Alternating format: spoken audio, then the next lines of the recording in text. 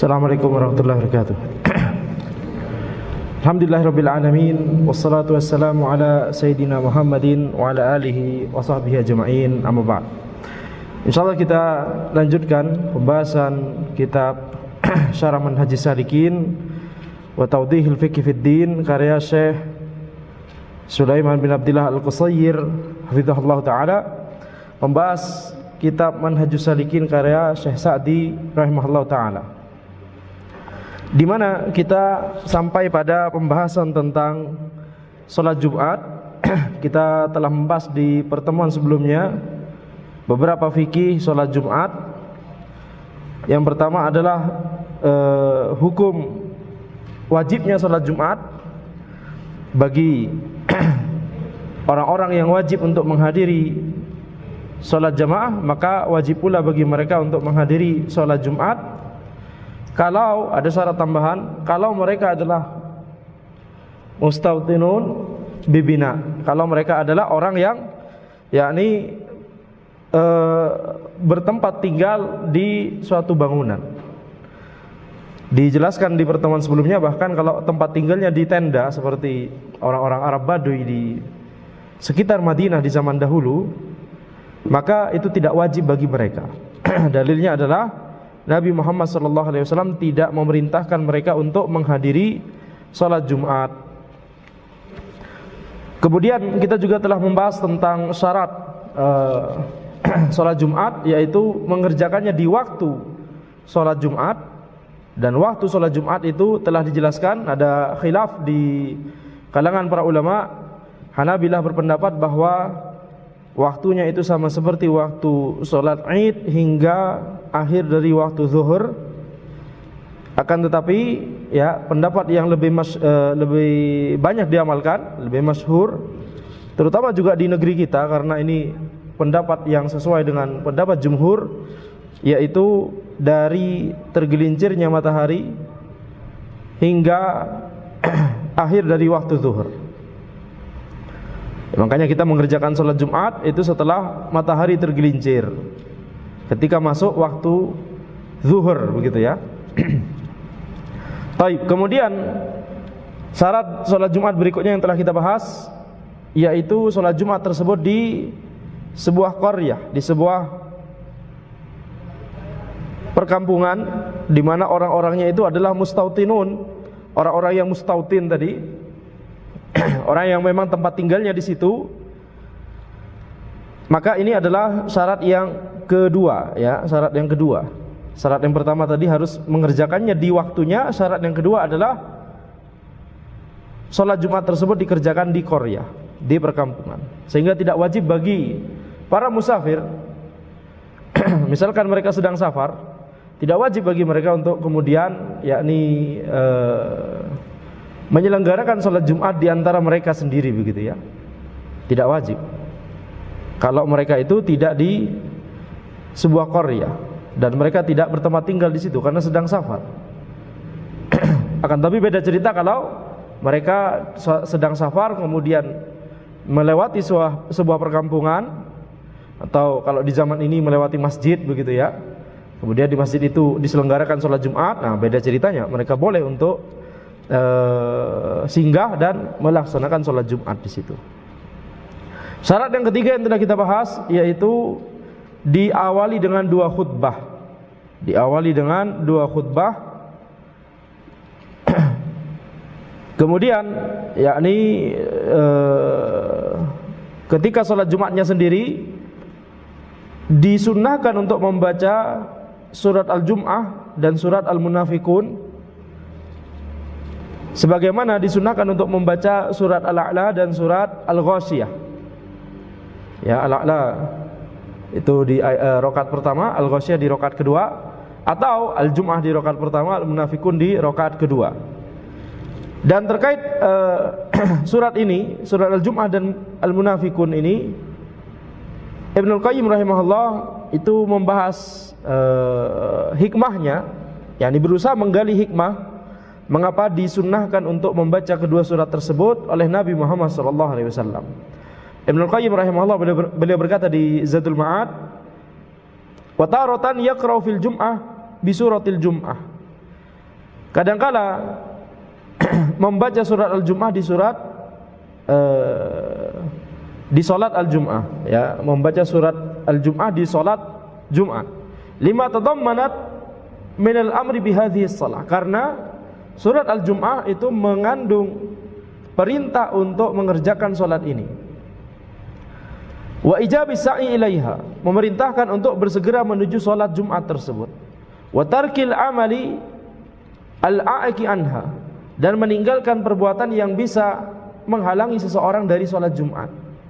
Wal amri bi iktsari dzikrillah liyahsul lahum al-falah fid darain. Dan surat Al-Jum'at tersebut mengandung perintah untuk memperbanyak zikrullah, memperbanyak mengingat Allah, supaya tercapai al-falah, kesuksesan, kebahagiaan fid darain, di dunia dan di akhirat. Wa yaqra'u fi tsaniyah bi surati idza ja'akal munafiqun, dan membaca di rakaat yang kedua itu surat Al-Munafiqun, tahdziran lil ummah minan nifaq al-mardi, dalam rangka memperingatkan kepada umat dari nifaq yang menghancurkan, wa tahdziran lahum an tusghilahum amwaluhum wa auladuhum an salatil jum'ah wa an dzikrillah, dan memperingatkan orang-orang jangan sampai harta mereka, anak keturunan mereka itu melalaikan mereka dari salat Jumat dan dari mengingat Allah Subhanahu wa taala. Wa annahum in fa'alu dzalika khasaru wa labud, dan kalau mereka itu melakukannya maka sungguh mereka itu merugi, tidak boleh tidak, pasti merugi. Wa haddan lahum 'alal infaq alladhi huwa min akbari asbabi sa'adatihim, dan memotivasi mereka untuk berinfak, untuk bersedekah, di mana itu adalah salah satu dari sebab terbesar dari kebahagiaan mereka. Wa tahdhirun lahum min hujumil mauti wa hum ala halatin yatlubuna al-iqalah wa yatamannawna ar-raj'ah wa la yujabuna ilaiha, dan dalam rangka memperingatkan kepada mereka dari al-maut, dari kematian, sementara mereka itu berada dalam kondisi yatlubuna al-iqalah, dalam kondisi yakni menginginkan diampuni oleh Allah Subhanahu wa taala, digugurkan azab, wa yatamannawna ar-raj'ah, dan mereka itu yakni kalau sudah mati gitu ya, kalau sudah mati meninggal dunia, maka mereka itu mengharapkan diampuni azabnya, diampuni dosanya, digugurkan azabnya, dan mereka menginginkan kembali kepada dunia. Wala yujabuna ilaiha, dan tidak akan diberikan jawaban atas permintaan mereka tersebut. Jadi di sini Ibnu Qayyim rahimahullah, beliau hendak menjelaskan maksud dari mengapa disunnahkan surat Jumat, surat Al-Jum'ah dan surat Al-Munafiqun di salat Jumat. Ini yang disebut oleh para ulama ya al-maqasid, maqasidus syariah. Ini termasuk maqasidus syariah, maksud dari syariat, mengapa mensyariatkan hal tersebut. Maka ini dicoba digali hikmahnya oleh Ibnu Qayyim rahimahullahu taala, dan inilah penjelasan beliau. Ya, jawabannya adalah karena apa yang dibahas di kedua surat tersebut itu sangat relevan dengan salat Jumat. Wa yustahabbu liman atal jum'ah ayyaghtasil, disunnahkan bagi yang menginginkan untuk pergi sholat Jumat untuk mandi. Ya, ada beberapa yang akan disunnahkan. Yang pertama yang disebut adalah mandi, dan mandi Jumat itu termasuk salah satu mandi sunnah. Salah satu mandi sunnah. Wal ightisalu mustahabbun 'inda jamaahiril ulama. Mandi Jumat itu mustahab menurut mayoritas para ulama. Wa qala ba'dul ulama huwa wajib. Sebagian ulama berkata mandi sunnah itu, mandi Jumat itu wajib. Mandi sebelum salat Jumat itu wajib. Wa qad amara Nabi sallallahu alaihi wasallam bihi fi iddati ahadits. Dan Nabi Muhammad sallallahu alaihi wasallam telah memerintahkan untuk mandi Jumat itu di beberapa hadis, minha qauluhu idza jaa ahadukum al-jum'ah falyaghtasil. Di antaranya adalah sabda Nabi Muhammad sallallahu alaihi wasallam, jika datang kepada kalian hari Jumat maka mandilah. Akhrajahul Bukhari min hadithi Ibnu Umar. dikeluarkan oleh Al-Bukhari dari hadis Ibnu Umar radhiyallahu anhuma. Baik, di sini kita lihat mandi Jumat itu termasuk salah satu sunnah, dan ketika seseorang yakni hendak pergi untuk sholat Jumat, maka disunnahkan untuk mandi Jumat terlebih dahulu. Semakin mandi Jumat tersebut dilakukan mendekati berangkatnya dia menuju masjid untuk sholat Jumat, itu semakin afdol, semakin utama, ya, semakin utama. Dan kalau kita melihat mandi-mandi sunnah yang lain, maka kita akan mendapati bahwa mandi sunnah itu banyak disyariatkan oleh syariat ketika orang-orang itu berkumpul mau melakukan ibadah secara bersama-sama, yakni seperti sholat berjamaah, mau sholat Jumat, mau sholat Aid, mau sholat kusuf, mau sholat istisqa, mau yakni ketika mau masuki Makkah, ketika manasik masuki yakni haram Makkah dan seterusnya, masuki Madinah. Maka ini yakni disunnahkan untuk mandi terlebih dahulu dalam rangka mengikuti perintah syariat, itu yang pertama. Dan yang kedua, dalam rangka tidak memberikan adza, tidak memberikan gangguan kepada kaum muslimin yang lain dengan bau badannya misalkan, ya, dan semacamnya. Baik. Jadi ini yang pertama, hal yang disunnahkan ketika mendekati sholat Jumat atau ketika di hari Jumat. Yang pertama adalah mandi. Yang kedua, wa yatatayyab, mengenakan wewangian atau memakai minyak wangi. Wasti'malut thib mustahab, menggunakan atau mengenakan minyak wangi itu hal yang disunnahkan, dianjurkan. Li hadits Salman Al-Farisi radhiyallahu anhu qol, berdasarkan hadis Salman Al-Farisi radhiyallahu anhu, beliau berkata, qala Nabi sallallahu alaihi wasallam, Nabi Muhammad sallallahu alaihi wasallam bersabda, la yaghtasilu rajulun yaumal jum'ah wa yatadahharu mastata'a min tuhrin wa yaddahiru min duhnihi aw yamassu min tibi baitihi thumma yakhruju fala yufarriqu baina ithnain thumma yusalli ma kutiba lahu thumma yunsitu idza takallama al-imam illa ghufira lahu ma bainahu wa bainal jum'ah al-ukhra. Akhrajahu al-Bukhari. Nabi Muhammad SAW bersabda, tidaklah seseorang itu mandi pada hari Jumat kemudian bersuci, ya, mastata'a min tuhrin, semampu dia, yakni bersuci dan membersihkan dirinya semampu dia, wa yaddahilu min duhnihi, dan mengenakan minyak, yakni ad-duhan, minyak yang digunakan di rambutnya, dan juga kata para ulama di badannya bisa juga, yakni semacam minyak yang digunakan oleh orang-orang di zaman dahulu untuk rambutnya dan badannya.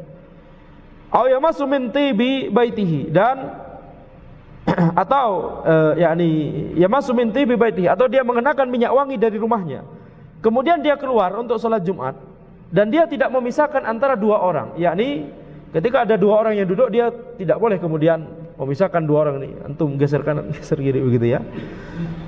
Tsumma yusalli ma kutiba lahu, kemudian dia sholat apa-apa yang telah dituliskan oleh Allah untuknya di Lauhul Mahfuz, ya, yakni sholat Jumat. Tsumma yunsitu idza takallama al-imam, kemudian dia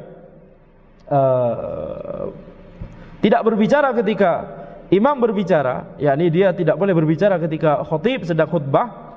Illa ghufira lahu ma bainahu bainal jum'atil ukhra, tidaklah dia melakukan ini semua kecuali akan diampuni baginya apa-apa yang ada antara sholat Jumat ini dengan sholat Jumat berikutnya, dengan hari Jumat ini, antara hari Jumat ini dengan hari Jumat berikutnya. Dikeluarkan oleh Al-Bukhari.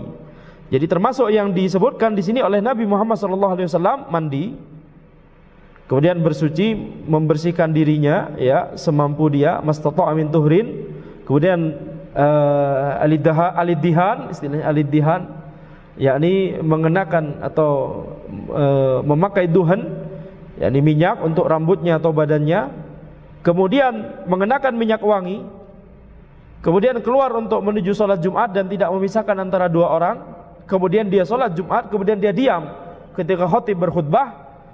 Maka kalau melakukan ini semua, diampuni dosa-dosanya antara Jumat sekarang dengan Jumat berikutnya.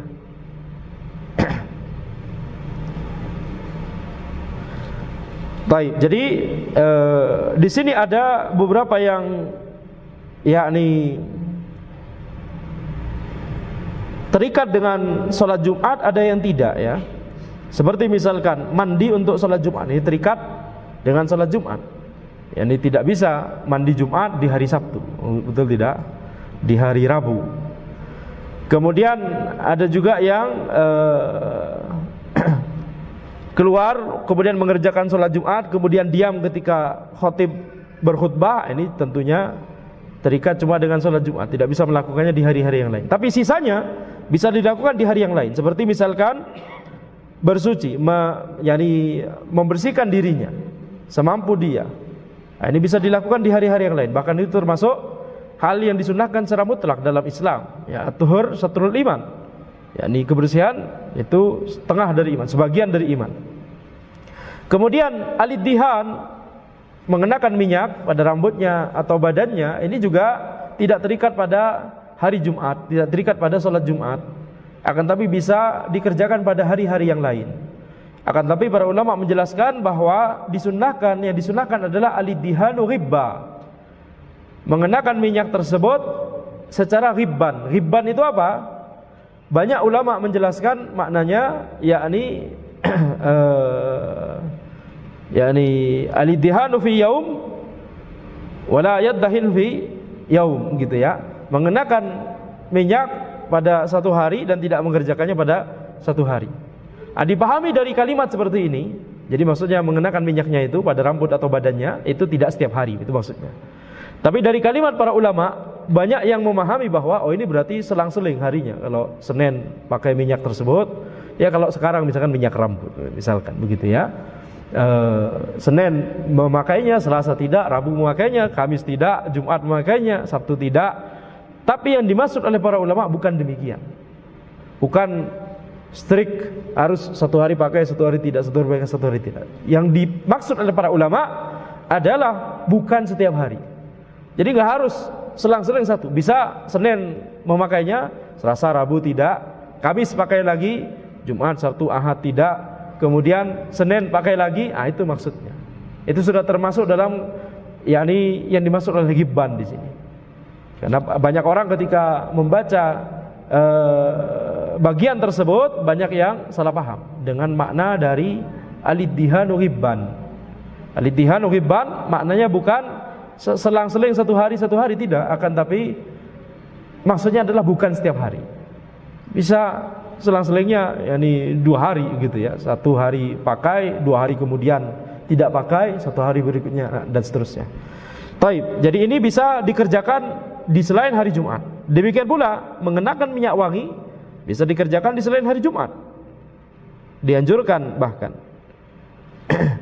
Ya, jadi ini cuma untuk menekankan bahwa seluruh yang disebutkan oleh Nabi Muhammad SAW di sini perbuatan-perbuatan yang bisa mengantarkan dia kepada kafarah dosa, ya, diberikan balasan kafarah dosa, digugurkan dosa-dosanya antara Jumat yang satu dengan Jumat berikutnya. Itu ada yang spesifik kepada hari Jumat, sholat Jumat, ada yang tidak. Kemudian hal yang disunahkan yang ketiga, wa yalbasu ahsana thiyabihi, memakai pakaiannya yang terbagus. Memakai pakaiannya yang terbagus. Liqaulin Nabi sallallahu alaihi wasallam, berdasarkan sabda Nabi Muhammad sallallahu alaihi wasallam, ma ala ahadikum in wajada ayattakhidha thawbain li yaumil jum'ah siwa thawbai mihnatihi. Ya, akhrajahu Abu Dawud min hadithi Muhammad bin Yahya bin Hibban anin Nabi sallallahu alaihi wasallam bihi. Wa akhrajahu Ibnu Majah an Muhammad bin Yahya bin Hibban an Abdullah bin Salam bihi. Wa akhrajahu aidan min hadithi Aisyah wa sahahu Ibnu Khuzaimah wa Ibnu Hibban minal wajhain. Ya, Nabi Muhammad sallallahu alaihi wasallam bersabda, tidaklah bagi salah seorang dari kalian ketika dia mendapati untuk bisa mengenakan dua baju pada hari Jumat selain 2 baju yang dia kerjakan, yang dia kenakan untuk pekerjaan sehari-harinya. Yani Nabi Muhammad SAW memotivasi seseorang ketika hendak mengerjakan sholat Jumat untuk mengenakan 2 pakaian selain 2 pakaian yang dia gunakan di pekerjaannya sehari-harinya. Apa yang dimaksud 2 pakaian? Zahirnya adalah atas sama bawah, izar sama komis. Yani, jadi ini maksudnya adalah Nabi Muhammad SAW memotivasi ketika kita berangkat sholat Jumat, jangan menggunakan pakaian yang kita gunakan untuk bekerja sehari-hari. Berbeda, hendaknya berbeda. Ya, hendaknya berbeda. Kalau sholat Jumatnya di masjid dekat kantor, kerja begitu ya, sekalian pakaian yang digunakan di kantor, betul tidak? Ini tidak sesuai dengan yang paling utama. Yang paling utama adalah pakaiannya berbeda. Baik. Dan perhatikan di sini, ini banyak disebutkan sumber dari hadis ini. Akhrajahu Abu Dawud min hadithi Muhammad bin Yahya dan seterusnya yang telah kita bacakan tadi, ya. Ana hendak menekankan bahwa ini adalah yakni kelebihan dari ilmunya kaum muslimin, umatnya Nabi Muhammad SAW dibandingkan kaum muslimin, kaumnya para nabi dan rasul sebelumnya. Yakni tentang hadis, memiliki perhatian tentang hadis dan menjaganya dan membahasnya. Seperti ini misalkan, satu hadis kalimatnya singkat, lebih panjang kalimat yang menjelaskan sumbernya. Diriwayatkan oleh Abu Dawud dari hadis Muhammad bin Yahya bin Hibban, dikeluarkan oleh Ibnu Majah dari Muhammad bin Yahya bin Hibban, kemudian dikeluarkan juga dari hadis Aisyah, disahihkan oleh Ibnu Khuzaimah dan oleh Ibnu Hibban dan seterusnya dan seterusnya. Ini sudah banyak mulai menghilang di kalangan kaum muslimin, ya, bahkan sudah mulai menghilang di kalangan penuntut ilmu. Banyak penuntut ilmu yang wallahu alam mungkin merasa bosan ketika membahas hal ini, atau merasa susah, kesulitan ketika membahas perincian seperti ini. Ini tidak boleh dibiasakan. Kenapa? Karena ini merupakan suatu yang membedakan antara umatnya Nabi Muhammad SAW dengan kaum para nabi dan rasul yang lain. Inilah yang membuat kita bisa memastikan bahwa yang kita pelajari, agama yang kita pelajari saat ini, itu sama dengan agama yang diyakini dan diamalkan dan dipraktekkan oleh para sahabat generasi pertama kaum muslimin. Sabda Nabi Muhammad SAW yang kita baca saat ini itu sama seperti apa yang benar-benar disabdakan oleh Nabi Muhammad SAW pada saat itu di Makkah atau di Madinah atau di tempat-tempat yang lain. Ya, maka tidak boleh bagi kita untuk mengentengkan masalah ini. Tidak boleh sampai ilmu ini menjadi tenggelam, menjadi hilang, menjadi punah. Nauzubillah min dzalik. Ya, jangan sampai. Tentunya Allah akan menjaganya. Ya, Allah akan menjaganya. Itu tidak akan terjadi. Ya. Jadi yang harus kita khawatirkan adalah jangan sampai kita terlewat kesempatan tersebut sehingga kita akan digantikan oleh orang-orang lain yang lebih baik dari kita dalam rangka untuk menjaga ilmu tersebut, menghidupkan ilmu tersebut dan menyemarakkan ilmu tersebut di tengah-tengah kaum muslimin dan di tengah-tengah penuntut ilmu. Ya, jadi wajib bagi kita untuk menyemarakkan, menghidupkan ilmu syar'i, terutama ilmu hadis yang sedang kita bicarakan saat ini, dan ilmu-ilmu syar'i yang lain. Ilmu tentang waris misalkan sudah mulai banyak menghilang. Ilmu waris, kemudian ilmu hadis seperti ini. Kemudian ilmu balaghah. Banyak orang tidak paham ilmu balaghah. Kalau ilmu nahwu masih banyak paham. Masih banyak yang belajar, alhamdulillah. Walaupun itu sedikit dibandingkan jumlah penduduk seluruhnya, jumlah orang manusia seluruhnya di dunia yang mau belajar nahwu dan sorof dalam rangka untuk mempelajari din sedikit. Yang mau mempelajari nahwu dan sorof dalam rangka untuk sekedar nyari kerja banyak. Betul tidak? Tapi dalam rangka mempelajari din sedikit.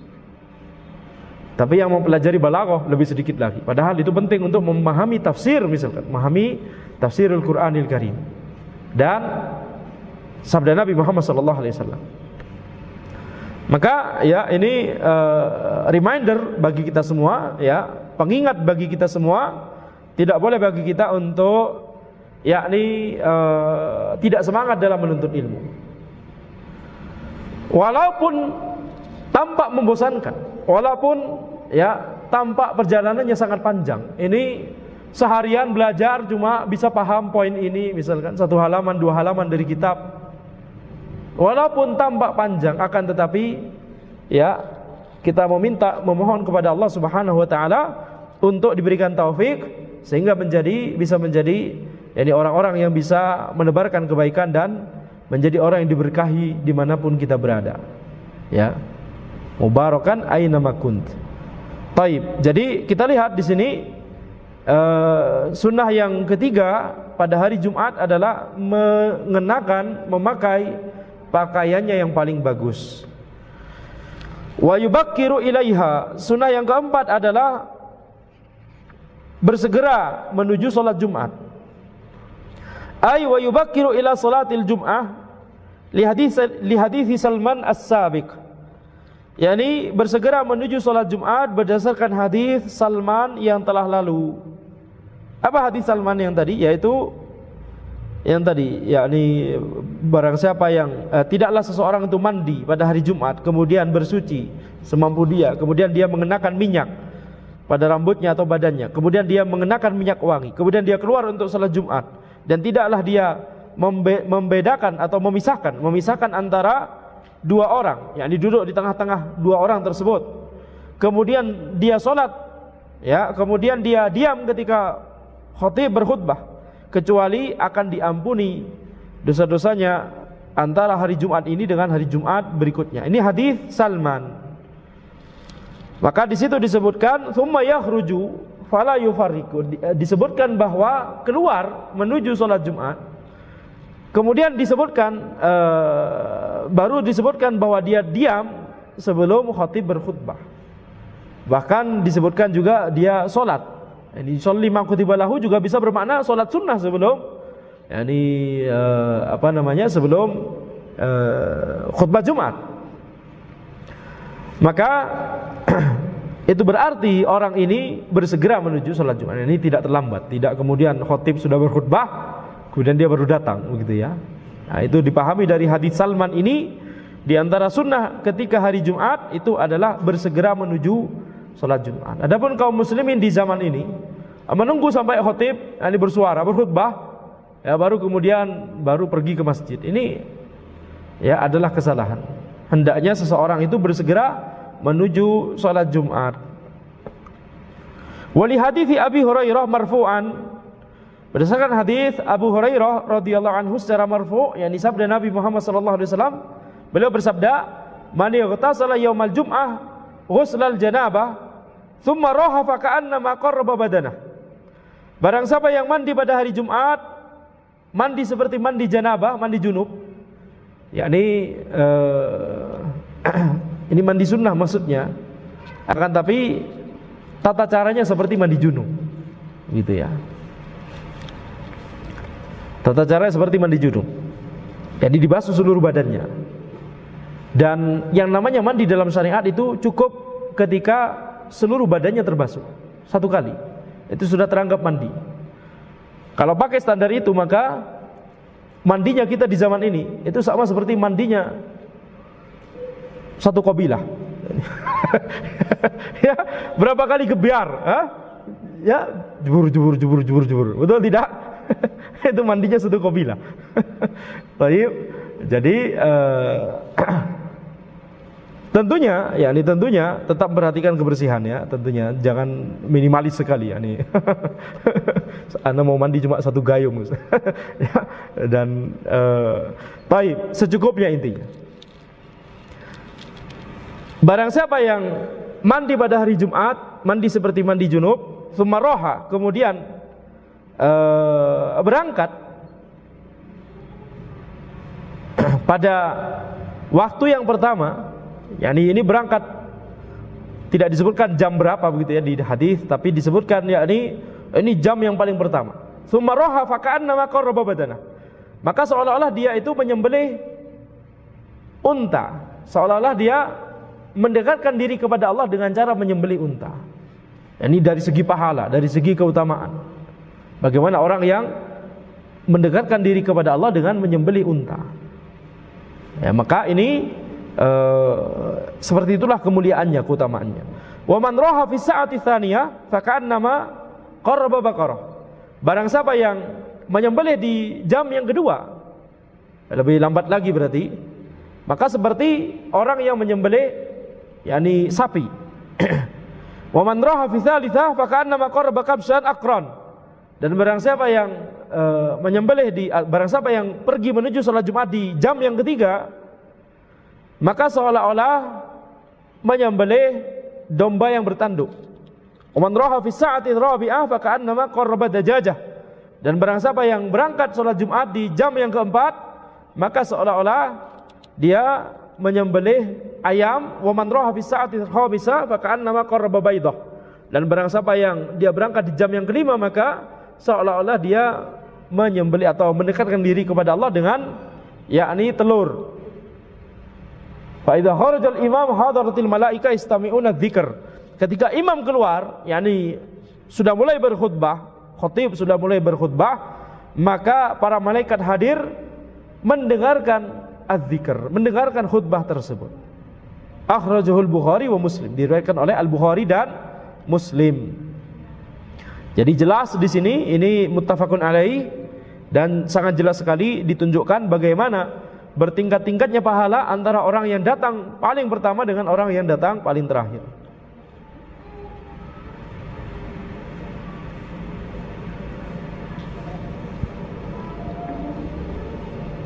Dan tentunya tidak usah kita berusaha yakni berpanjang-panjang untuk membicarakan apa yang dimaksud dengan sa'ah tsaniyah, sa'ah tsalitsa, sa'ah rabi'ah, jam yang pertama, kedua, ketiga, keempat dan seterusnya. Ya, yang dimaksud oleh hadis ini maksud tujuan utamanya adalah bertingkat-tingkatnya pahala, ya. Dan tidak perlu dibahas yakni ini telur, ini ayam, ini dan seterusnya, kira-kira berapa derajat tingkatannya dan seterusnya, ya. Jangan berpanjang-panjang dalam masalah tersebut, karena tujuan utama dari hadis ini sekedar kita paham bahwa bertingkat-tingkatnya pahala itu berarti sudah mencukupi, ya. Itu maksud dari hadis ini. Wa fi sahihain idza qulta li sahibika ansit yaumal jum'ah wal imamu yakhthub faqad laghaut. Di sahihain disebutkan bahwa Nabi Muhammad SAW bersabda, jika engkau berkata kepada temanmu pada saat khutbah, ansit yaumal jum'ah wal imamu yakhthub, yakni diamlah ketika ada orang berkata kepada orang lain, diamlah. Padahal pada saat itu sedang hari Jumat, sedang khatib sedang berkhutbah. Maka faqad laghauta, maka engkau telah yakni berbuat sia-sia. Akhrajul Bukhari wa Muslim min hadithi Abi Hurairah radhiyallahu anhu. Dikeluarkan oleh Al-Bukhari dan Muslim dari hadis Abu Hurairah radhiyallahu anhu. Wa qauluhu faqad laghauta ay qulta al-laghwa, ya, al-laghu. Maksudnya adalah engkau telah mengucapkan sesuatu yang sia-sia. Wa huwal kalamul mulgha as-sakitul batil. Ini adalah perkataan yang yakni sia-sia, yang gugur, yang batil. Fahadzal hadis ya'muru bil insati halal khutbah. Maka hadis ini memerintahkan kepada kita untuk diam ketika khutbah. Hatta innahu naha 'anil inkari 'alal mutakallim. Bahkan Nabi Muhammad SAW melarang kita untuk mengingkari orang yang berbicara. Jadi kita berbicara dengan teman kita misalkan, berbicara sendiri atau terima telepon ketika khutbah, itu pernah? Ada seperti itu. Yani saat khutbah, kemudian ada telepon, kemudian di ngobrol, yani ajib sekali. Maka ada juga, ya, ini banyakan yang Anda lihat kan mahasiswa, betul tidak? Khatib lagi berkhutbah, di sini sedang grup line, line atau semacam WA gitu, ya, ngobrol, ya, ini ajib sekali. Semoga yang diobrolin bukan khatibnya, ya, ini. Subhanallah. Baik, ini sama saja, ya, ini perbuatan yang sia-sia, sama saja dengan berbicara. Maka ketika khatib sedang berkhutbah, kita tidak boleh berbicara dengan orang lain, bahkan kita tidak boleh mengingkari orang yang sedang berbicara dengan berbicara juga, ya. Makanya bagaimana cara mengingatkan orang yang berbicara ketika khutbah? Fal wajib ala man ra'a insanan yatakallam an yushira ilaihi bisukuti isyaratan khafifatan. Yang wajib bagi orang yang melihat ada orang lain yang berbicara ketika khutbah, hendaknya mengisyaratkan dengan isyarat yang ringkas, yang ringan gitu, ya, untuk dia diam. Seperti misalkan begini gitu, ya, secara ringkas begini. nggak perlu begini. Itu bukan itu ancaman ya, tidak boleh ya seorang. Begini ya, ini isyarat tidak boleh juga ya, itu ngajak bermain berarti Baik. Jadi atau sekedar isyarat seperti ini, jadi yakni untuk berhenti maksudnya.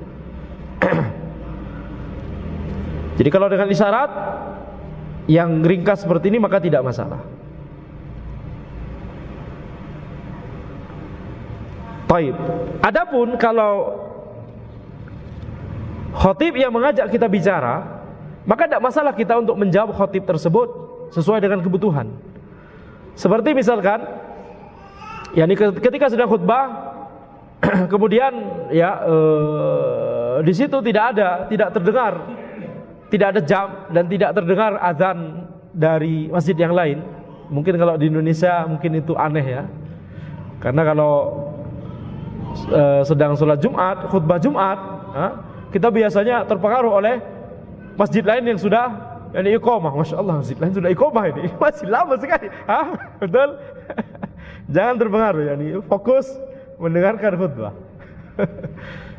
Tapi terkadang di negeri barat, di mana masjid itu jarang sekali, berjauhan, apalagi di ruangan tersebut tidak ada jam dan khatib tidak bawa jam. Coba bayangkan betapa panjangnya khutbah itu ya. Sehingga pada akhirnya khatibnya menyadari, bertanya kepada salah satu jamaah, jam berapa sekarang? Ya, di jam berapa sekarang? Nah, maka tidak boleh bagi jamaah tersebut untuk diam saja kemudian gitu ya. Ini pernah terjadi seperti itu ya. Tidak mau jawab. Kenapa? Berdasarkan ini, berdasarkan tidak mau berbicara. Tidak masalah kalau antum diajak bicara oleh khatibnya, karena ada kebutuhan, tidak masalah. Beritahu saja ya, jam 12 lewat sekian 59 sudah jam. Tidak ya, jam 1. Maka tidak masalah kalau khatib yang mengajak kita bicara. Tidak masalah juga bagi khatib untuk mengajak bicara salah satu jamaah kalau ada keperluan. Baik. Nah. Kemudian wa dakhala rajulun yaumal jum'ah wan nabi sallallahu alaihi wasallam yakhutub faqala shallaita qala la qala qum fa shalli rak'atain muttafaqun alaih. Seseorang masuk pada hari Jumat ketika Nabi Muhammad sallallahu alaihi wasallam berkhutbah. Kemudian Nabi Muhammad sallallahu alaihi wasallam bertanya kepada orang tersebut, "Shallaita, apakah engkau telah salat?" Ini berarti apa? Dalil bahwa seorang khatib bisa mengajak bicara salah seorang jamaah. Apakah engkau telah salat? Kemudian orang tersebut menjawab tidak. Ini berarti dalil bahwa orang tersebut atau jamaah boleh menjawab atau boleh berbicara dengan khatib. Bahkan kalau yang berbicara duluan adalah jamaah, tidak masalah. Ketika ada kebutuhan, seperti misalkan khatibnya sedang berkhutbah, kemudian jamaahnya, salah satu jamaah berkata, "Ustadz, afwan, kipas angin di atas mau jatuh." Kalau antum tidak segera berbicara, nunggu jatuh gimana coba ya? Baik. Atau mengajak berbicara misalkan, pokoknya kalau ada kebutuhan yang yakni yang mendesak ya. Kalau tidak ada kebutuhan maka diam, tidak perlu kemudian yakni kalau antum misalkan ada pertanyaan ketika khutbah, pertanyaannya ditanyakan setelah sholat Jumat.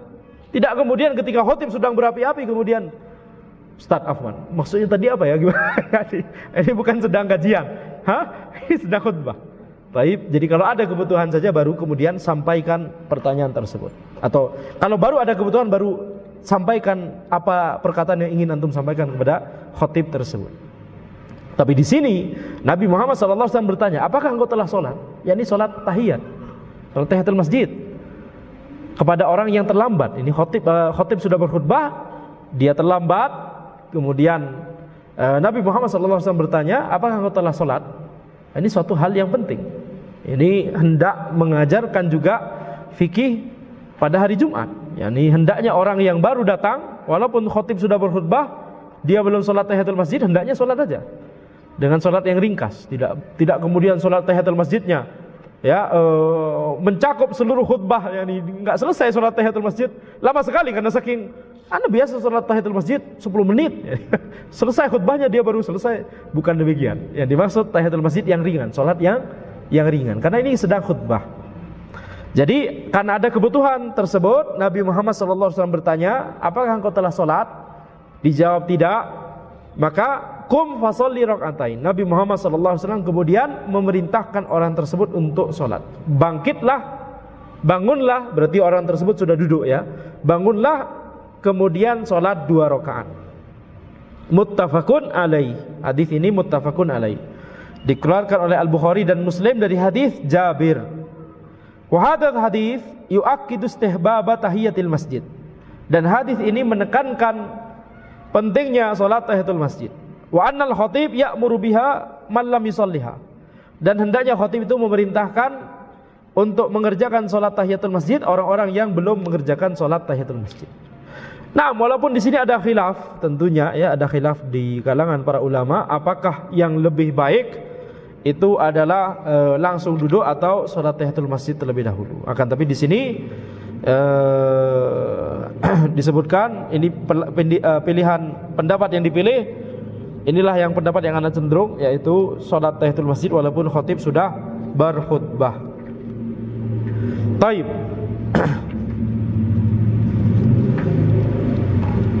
Sebelum kita atau di sini bisa kita lanjut salat Id, akan tapi mungkin tanggung ya. Tapi sebelum kita lanjut salat Id atau salat Id kita bahas di pertemuan berikutnya, ana hendak menjelaskan kembali poin yang tadi mungkin sempat terlewat.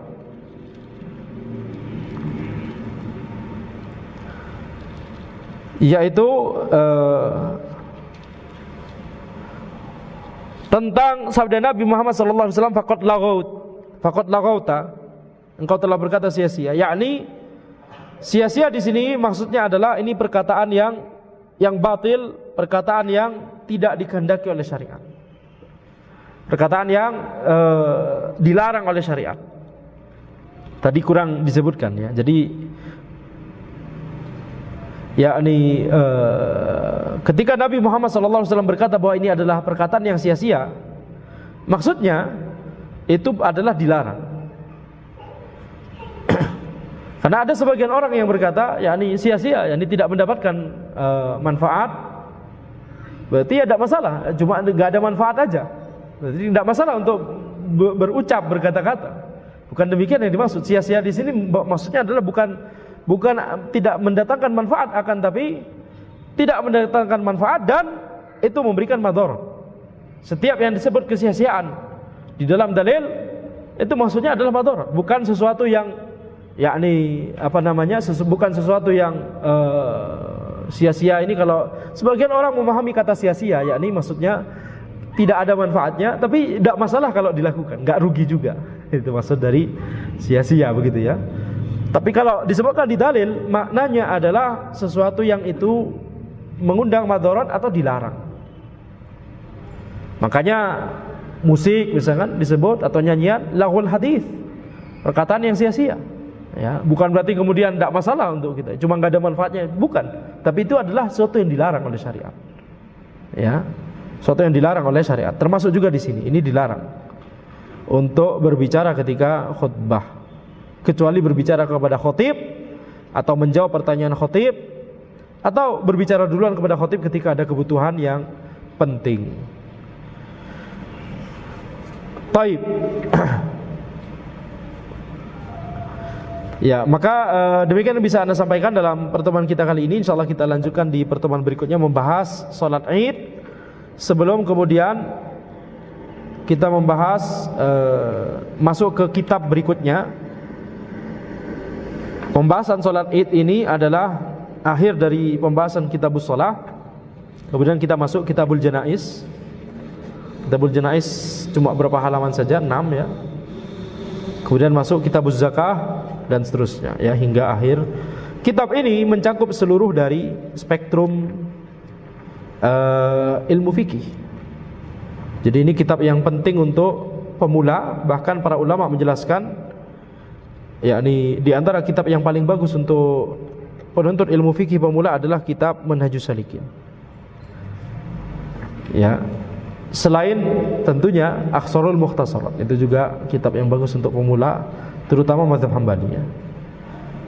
Nah, baik, silakan jika ada pertanyaan. Ya. Nah.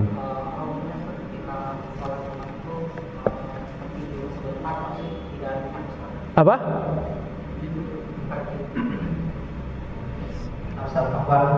Apa hukumnya ketika sholat Jumat lalu kita tidur sebentar, Ustaz? Apakah hal tersebut membatalkan wudu atau tidak, Ustaz? Jazakallah khairan. Ya, ketika antum tidurnya sembari duduk dan itu sebentar, maka tidak membatalkan wudu. Sebagaimana kondisi para sahabat ketika menunggu Nabi Muhammad SAW salat. Taib. Nah. Ya. Apabila khatibnya itu menyebut nama Nabi Muhammad SAW, kemudian juga ketika berdoa di akhir kita menjawab salawat atau mengambilnya salawat jamaahnya sama mengambilkan doa. Iya, dua-duanya. Nah, dua-duanya. Tidak masalah. Nah. Ya. Terkait yang kalau kita bisa berbicara dalam keadaan darurat. Ya. Bagaimana kalau misalnya ada jamaah dia duduknya dekat tempat parkir gitu, dan tiba-tiba dia kelihatan ada maling motor, itu apa dia bisa teriak ada maling atau gimana? Ya, itu termasuk darurat, dia bisa yakni bisa apa namanya berteriak atau bisa langsung bangkit, tidak masalah. Hah? Kalau bilang teriak ada maling nanti bisa jamaah yang lain ikut keluar. Iya, kalau begitu maka bangkit saja dan silahkan di tackle malingnya sendiri begitu ya. Taib. Nah. Ada pertanyaan berikutnya?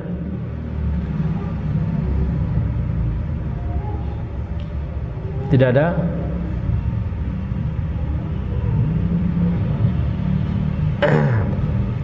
Cukup, insyaallah kita lanjutkan di pertemuan berikutnya. Hadza wallahu alam. Subhanakallahumma wa bihamdika asyhadu an la ilaha illa anta astaghfiruka wa atubu ilaik. Wassalamualaikum warahmatullahi wabarakatuh.